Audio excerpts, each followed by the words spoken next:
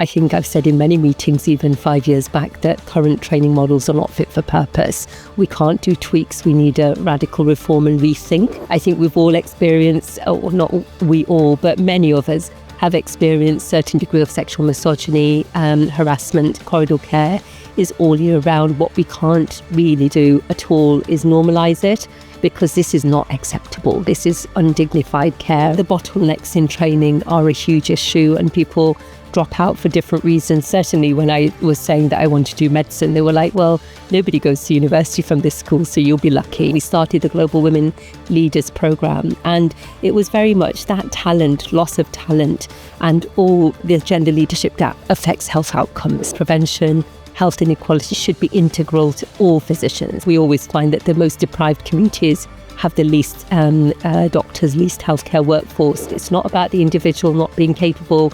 It's about how the systems adapt. If you have a thriving, supportive, inclusive culture, people will thrive within that, and that's what we want to create. Voices of Care, the Healthcare Podcast. Welcome to this episode of Voices of Care. My guest today is Professor Mumtaz Patel, the President of the Royal College of Physicians. Professor Mumtaz, or Mumtaz, if I may call you that, Yes, welcome to Voices of Care. Oh, thank you very much for having me. No, we're really looking forward to it. It's what a year it's been. So very belated congratulations. 123rd president, I think, of the oldest of the colleges. That's right. Still get a bit of imposter syndrome when you say that. Well, you've had a star-studded career, but I wanted to start actually just to get your perspective, because you've been travelling up and down the country, meeting obviously your members and wider leaders. It's an extraordinary time for the NHS. And I think you still practice at Manchester as a consultant nephrologist, which is kidney work, as I understand it. Absolutely. So I'm a consultant nephrologist in Manchester and been there as a consultant for, 18 years now. I was 27 weeks pregnant, as I always say, when I started as a consultant. So my daughter's 18 now, so that's about right, which I love. And it's still nice to be on the coalface, facing the challenges of the NHS and supporting our patients. Yeah, and we know the trust really well. Mark Cubban, I believe, is the CEO. So hello, Mark. He's been a guest here with us. And taking on the bigger picture, Mark obviously is doing a national role at the moment for planned care. We've had the 10-year plan. So extraordinary time. We're going into winter. I think you, the Royal College, did a snapshot survey, I believe, literally weeks ago, showing that actually significant numbers of your members are extraordinarily concerned about the preparedness for this winter. Absolutely. I think it's awful at the moment. And I think we've done a lot of work around corridor care or temporary care environments. So when I was a resident doctor, this is something that we saw in winter times, something during pressure times, and then in the spring things would get better. And one of the things that we did with the snapshot survey was surveyed in February, where around 80%, 4 out of 5 of our members and fellows said this is a real problem. It impacts on patient safety, impacts on staff morale, because you don't want to treat your patients like that.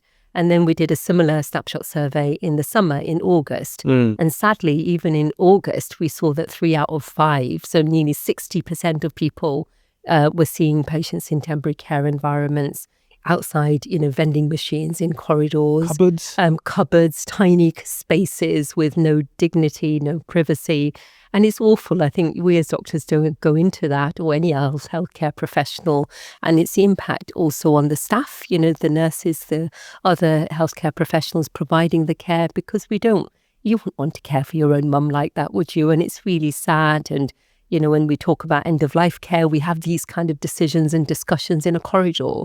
And surely that's not the right way to be doing things. No, it was shocking because of the finding, I think, also said that this isn't, yes, it was over the summer, which itself is, as you say, that's something quite new. But I think also that for 45% of the cases of your members, it was something they had to confront daily.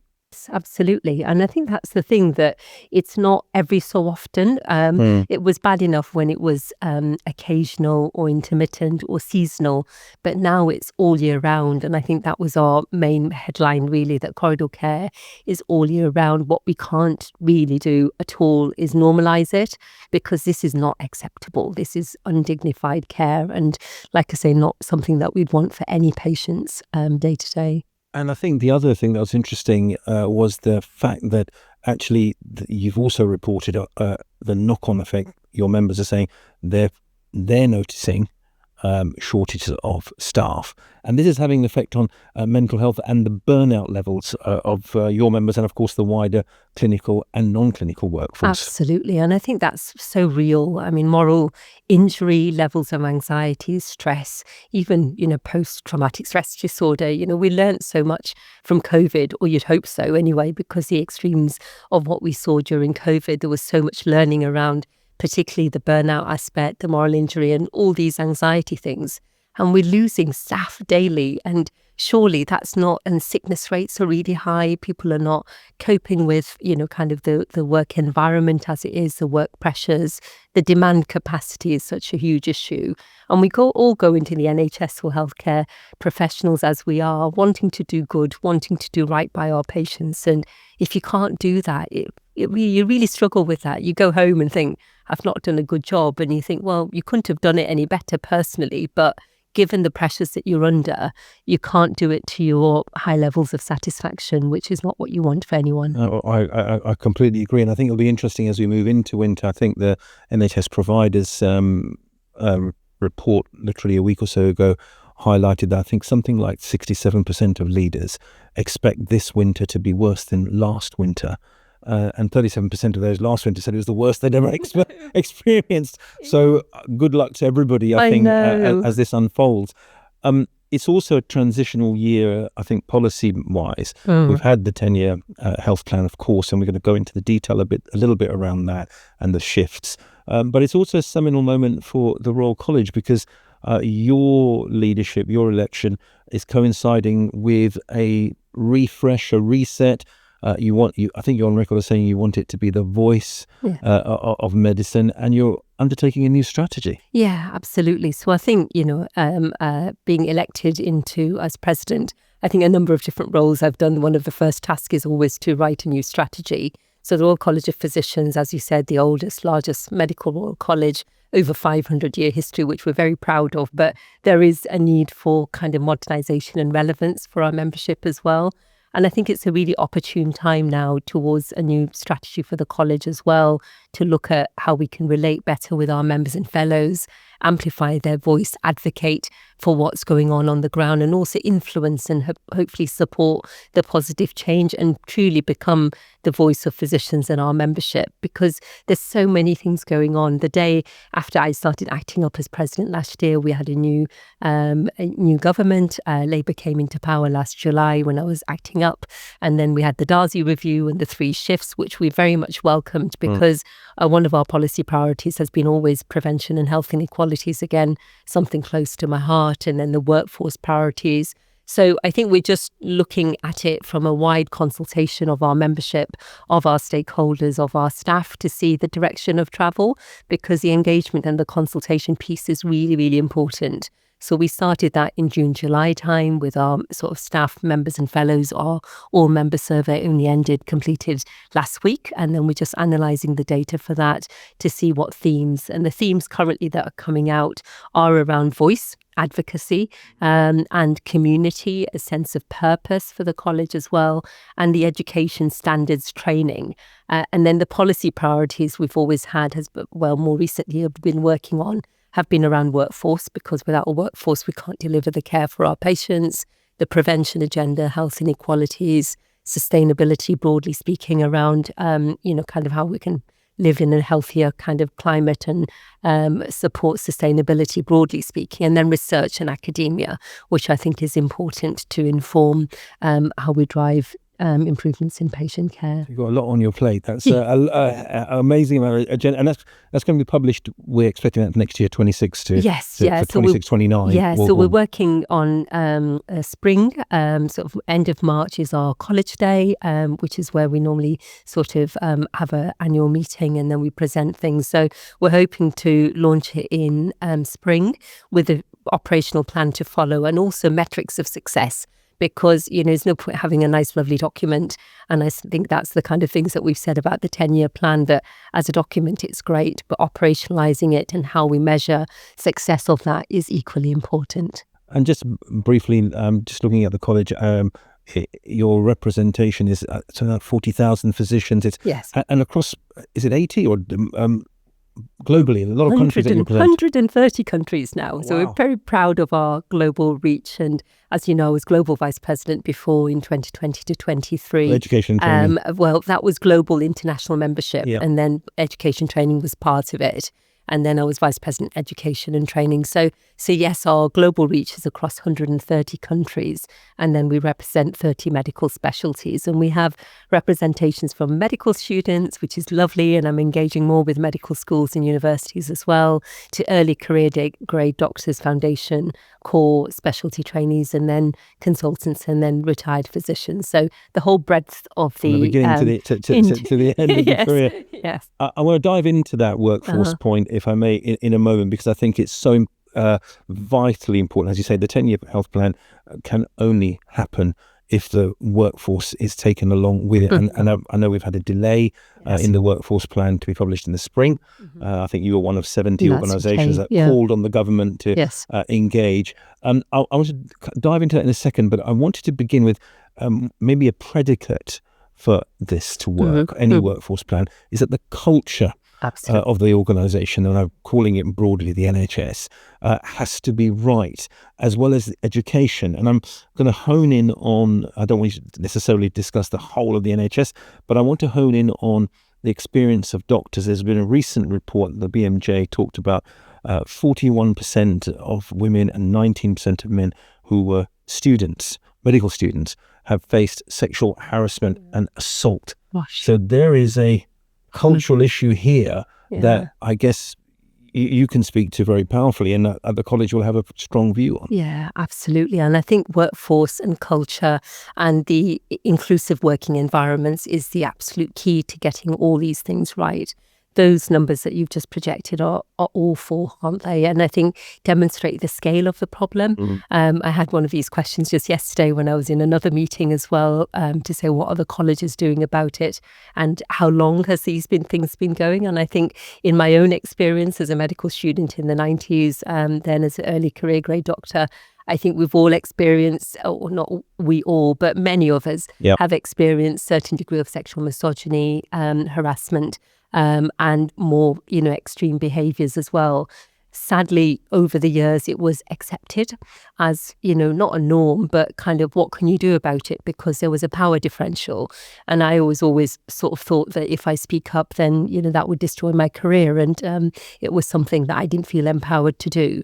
But we need to change that narrative. That's not acceptable. So it's great to see in a way the scale of the issue, because then people can recognise the huge nature of the problem and then start dealing with it. I think calling it out, bad behaviour, any bad behaviour needs to be done, but we need to empower and support the individuals both going through that and experiencing that, but also we need to support our trainers to support the individuals, because I think that's the bit people may be calling it out, but then, supervisors, trainers may not know what to do with it.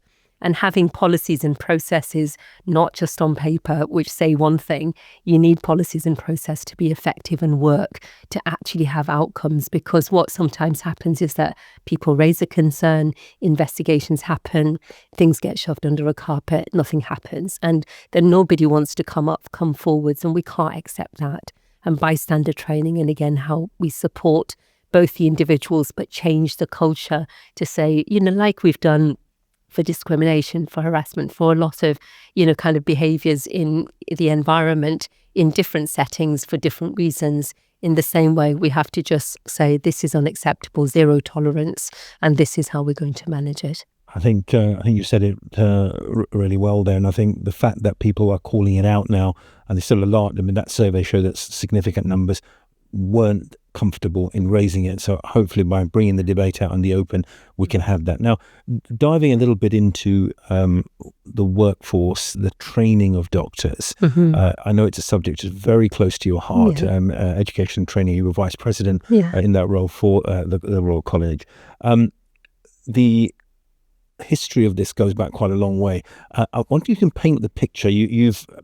The government of the NHS actually have produced a medical training review. But if we go behind that, the college has been advocating, I think, in its campaign and in its paper, The Shape of Training, for a recognition that the way in which doctors are trained needs to be radically altered. I think you're on record as saying it's not fit for purpose. Yes, yeah, very much so. So I think it's as a Royal College, and even personally, we've been calling for radical change for some time. And I think I've said in many meetings, even 5 years back, that current training models are not fit for purpose. We can't do tweaks. We need a radical reform and rethink. So the last big training review that happened was MTAS in 2005-ish time, when I was still a trainee. And I remember, I know, a long time ago, showing my age, but I think at the time, again, good intentions behind the changes, but then the implementation and things went quite wrong initially in the initial period. And I think people were scared, as in, gosh, we don't want to make it any worse. But I think we've started as the Royal College our Next Generation campaign, which was launched last October. Yep. We're very much the face of our next generation of physicians, and wonderful resident doctor-led committees with doctors in traditional training pathways, as I call it, and non-traditional training pathways that incorporates our international medical graduates, our SAS doctors, and those who are not in formal training posts, so locally employed doctors as well. And they call for a whole list of different things that they wanted to sort out, as they would say. And we did a prioritisation exercise last November, December. One of the first things we started addressing was competition ratios, local training pathways, compassionate leadership. And then we did a big survey, over 1,000 respondents of our resident doctor committee and wider membership, who informed the medical training review, because we're calling for a medical training review. And then it was announced in the spring, which was fantastic. And Chris Whitty and Steve Powers leading it, who are great allies, and they come and speak to our resident doctors quite regularly as well.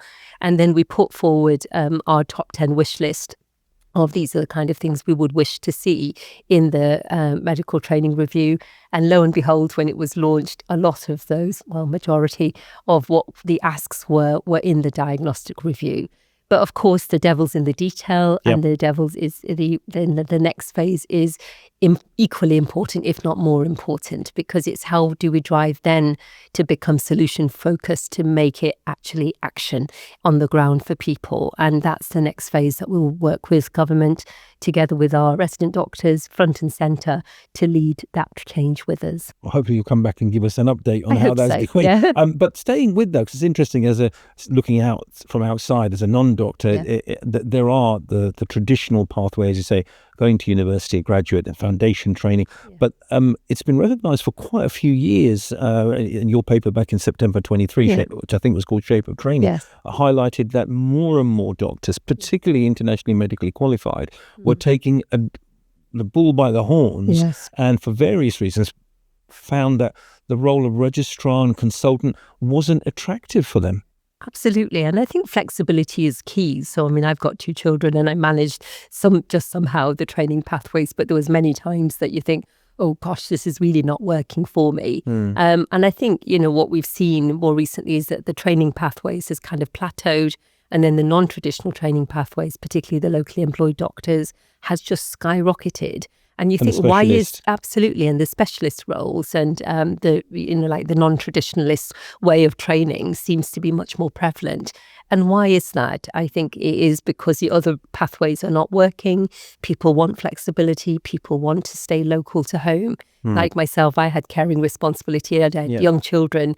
And it's really hard if you're moving. I moved 12 hospitals in my training years, and every 3 to 6 months. That's not kind of possible. So flexibility is absolutely key.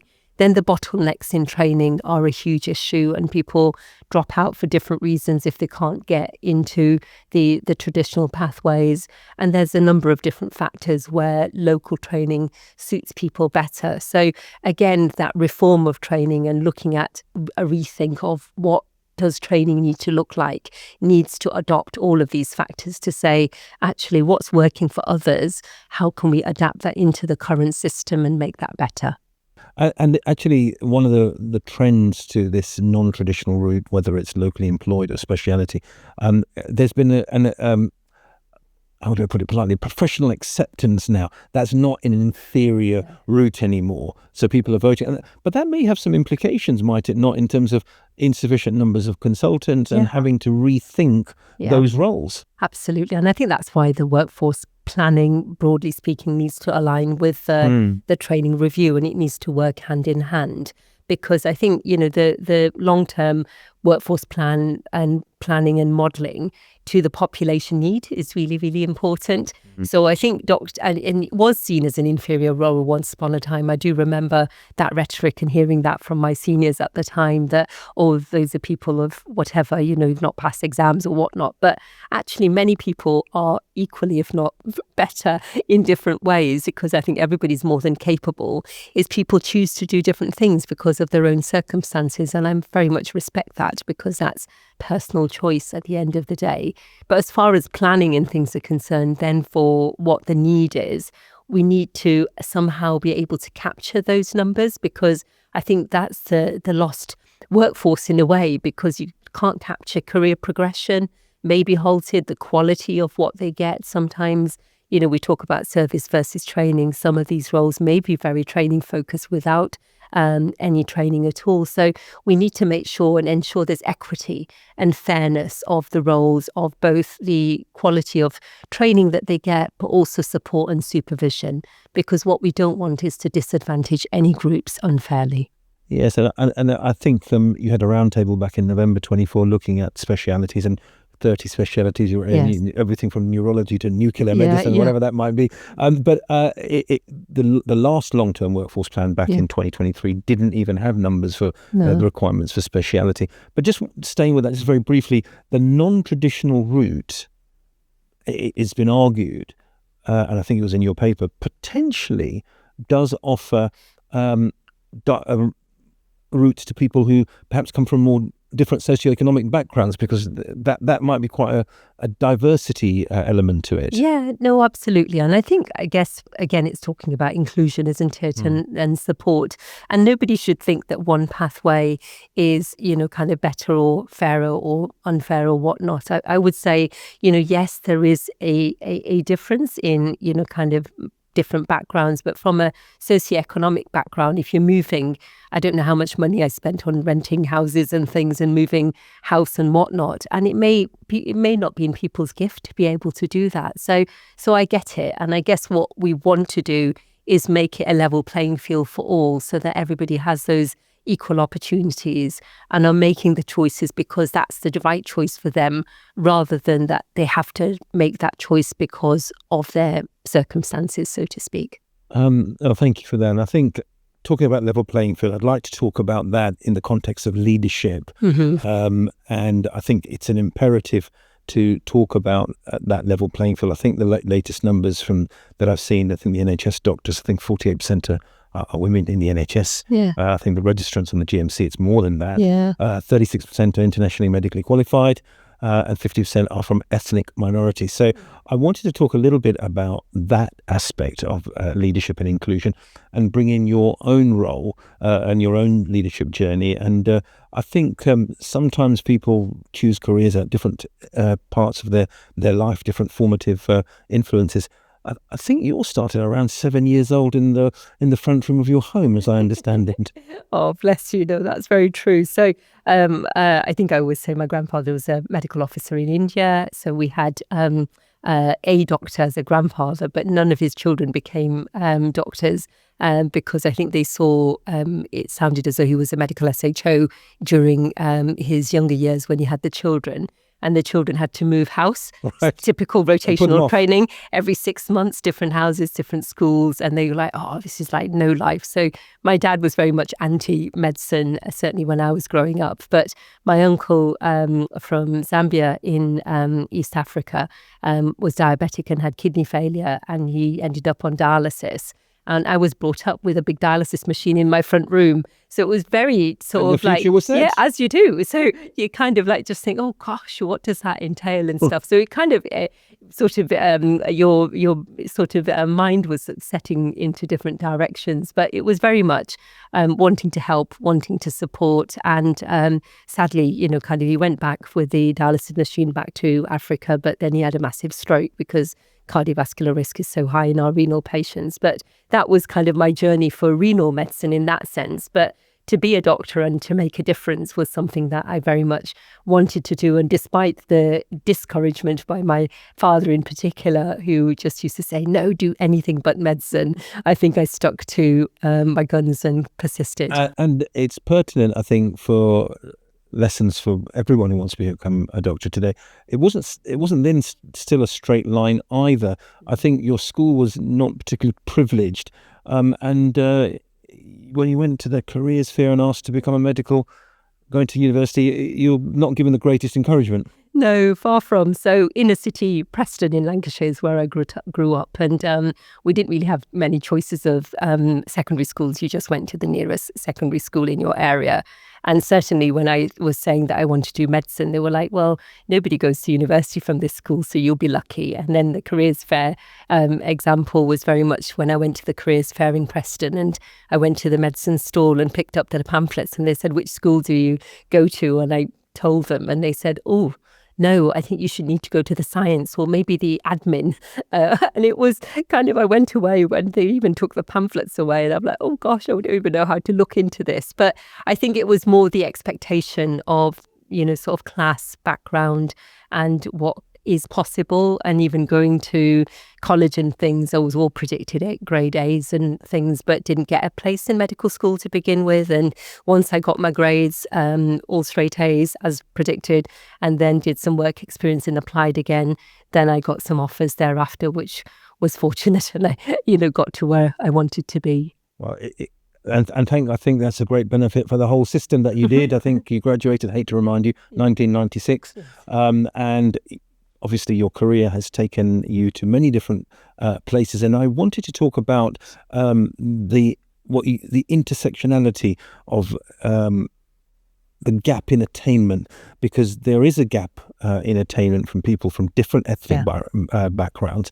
and I wanted to address that because you have faced yourself discrimination, but you say that actually it's a much broader mix of factors that we need to be very careful before we reach conclusions. Absolutely. So a lot of my work for the last 10 or 12 years has been looking at that broader concept of differential attainment. And it was something I got interested in my education and training roles. And I was really surprised when I first saw the figures from the GMC about 15 years ago to sort of say that 75% postgraduate pass rates for UK white population, that goes down right the way to 63% for somebody like myself, British ethnic minority background, and then around 48% or so for international medical graduates. And you think, gosh, why is that? And yes, discrimination, bias are sort of considerations, but at a system level, I think it's more complicated as far as the understanding. So the micro factors of understanding different learning styles, that more holistic supervision,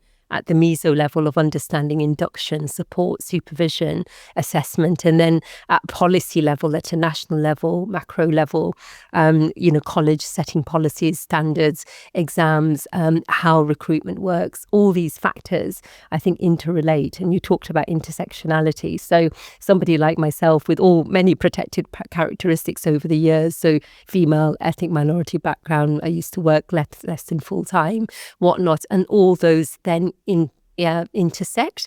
And then I think the understanding from that is that if you understand the policies and processes of each of these, you can address this systematically. And a lot of the work that I've done from research into policy and action has been around showing interventions that work, moving away from a deficit model. It's not about the individual not being capable. It's about how the systems adapt, and also how the trainers can supervise and support the individuals to progress. So it's moving away from that deficit model to much more of a positive slant, because educational environment and going back to the culture is so important. And if you have a thriving, supportive, inclusive culture, people will thrive within that, and that's what we want to create. Yeah, no, that's really interesting, and I think it'd be really good to hear more of that work when you do come back, because there are different, as you're saying, there's different levers. It's not about individual capability. Sometimes it will be discrimination based on race, but there are many other systemic factors. I wanted to stay with this level playing field and inclusion just one more moment, if I may. 1864, Elizabeth Garrett attempted to do the exams at the Royal College of Physicians and was prevented from doing so. I think women were allowed in 1909, the first fellow in 1925, so 100 years ago. God, yeah.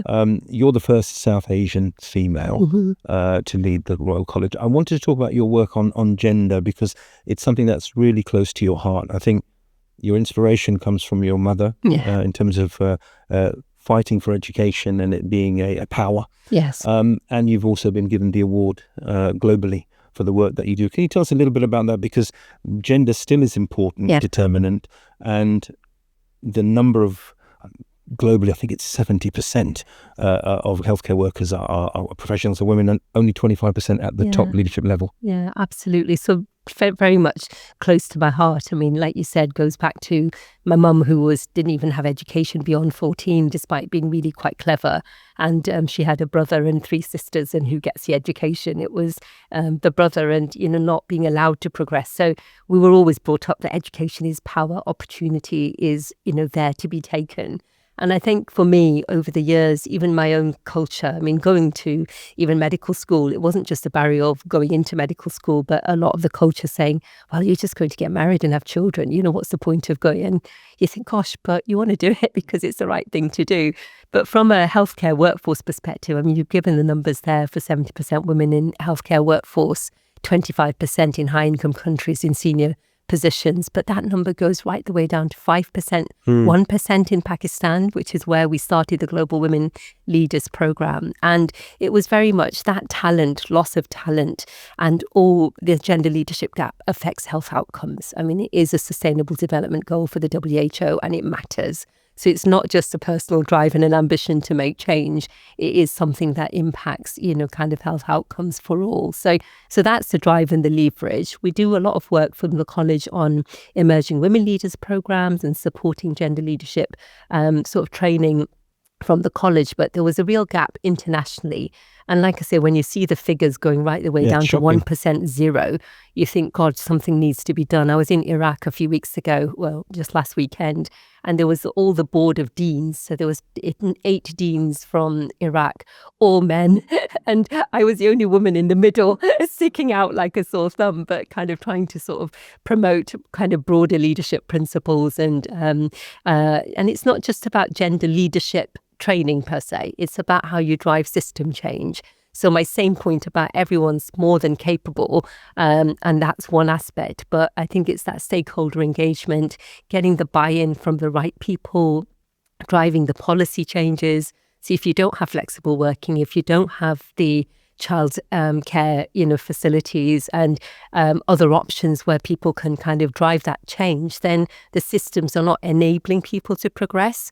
So we work at that kind of stakeholder. So it's a 3-step approach: stakeholder engagement, buy-in, then developing champions locally, male and female. It's not a feminist approach. This is the right thing to do, and everybody's buy-in is important. And then you do the leadership training from building networks, confidence, addressing imposter syndrome, all these things, and normalizing, as I say, compassionate leadership, all these qualities and skills that women potentially can bring. We need to harness those and support them to and empower them and enable them to progress. So like I say, it's not about their own capabilities, how we change that societal and cultural mindset. So that's been great work that I've been very invested in. We've delivered the program in Pakistan with huge impact to system and policy change. We've done programs in Jordan, in Hong Kong, in India, recently launched as well, and lots of potential to do more. So your mother's advice echoes to this day, that education is the fact. I'd like to end, if I may, to take the bigger pictures. One of the priorities for the college in all your pronouncements, and no doubt in your forthcoming strategy, will be the importance of tackling health inequalities and environmental concerns. Now, 3-4 years ago, having used the word environment, I would have been very comfortable. Suddenly today we have a number of political narratives which are seeking to decry or denigrate environment. But the Royal College has published quite recently another snapshot survey showing that I think 75% of your members are extraordinarily worried about the fact that the NHS is not prepared for the environmental impact. Not at all. So again, I think we're so pressured environment-wise, as in how we work, so that sometimes the prevention agenda becomes too hard to think about. And what we're saying as a college is prevention, health inequality should be integral to all physicians. It's not a public health matter. It's a matter for all physicians, all doctors, all healthcare professionals to think through,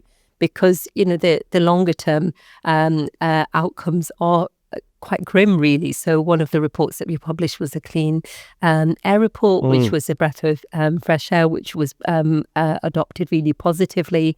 We do lots of work around, you know, addressing health inequalities in a systematic way.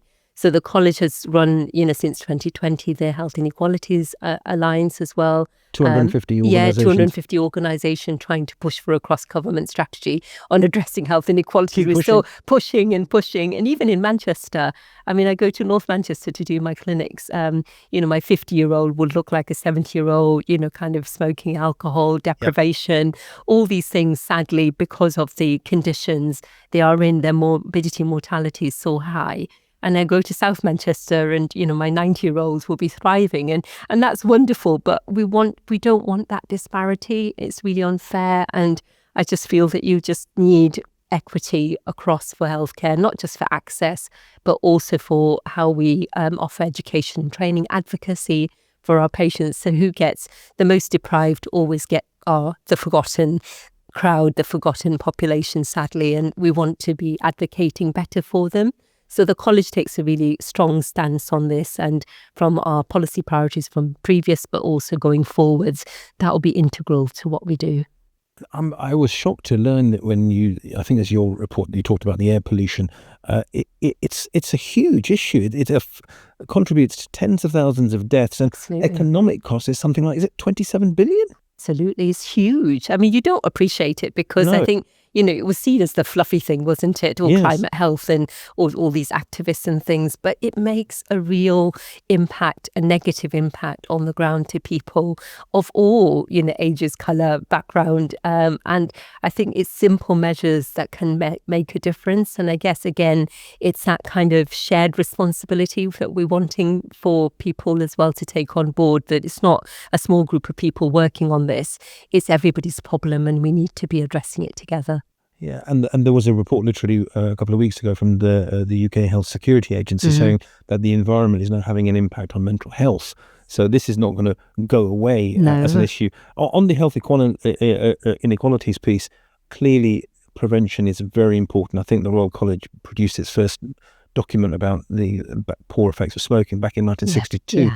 But it's more about avoidable mortality, isn't it? That's got to be the issue. Absolutely. And I think prevention is absolutely key. We can't continue with the current demand and managing it. And we talked about workforce and things, and the workforce meeting the demands and the capacity issues. However, the prevention arm can keep people away from needing that treatment. And I think that's so important, to invest greater in the wider health of the nation.